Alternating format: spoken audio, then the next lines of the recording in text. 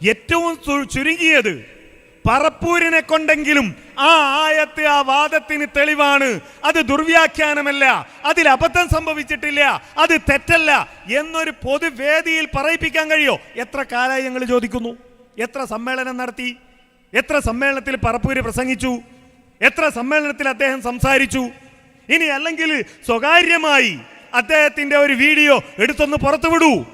ഫൈസൽ മുസ്ലിയാർ കോഴിച്ചനയിൽ എഴുതിയ വാദം ശരിയാണ്, ആ വാദം തന്നെയാണ് ഞങ്ങളുടെ വാദം, ആ വാദമാണ് ഇസ്ലാമിന്റെ വാദം. ആ വാദത്തിന് തെളിവാണ് അദ്ദേഹം ഓതിയ ആയത്ത്, ആ വാദത്തിന് തെളിവാണ് അദ്ദേഹം വായിച്ച തഫ്സീർ, ആ വാദത്തിന് തെളിവാണ് അദ്ദേഹം പറഞ്ഞ ഇബ്നു അബ്ബാസ് എന്ന സഹാബി എന്നൊക്കെ ഒന്ന് പറപ്പൂരിനെ കൊണ്ട് പറയിപ്പിക്കാൻ കഴിയോ? അങ്ങനെയാണെങ്കിൽ പറയാം ഞങ്ങളുടേത് ആരോപണമാണ്. പിന്നെ നമ്മൾ തെളിയിക്കേണ്ടതാണല്ലോ, അത് നമ്മൾ തെളിയിക്കാം.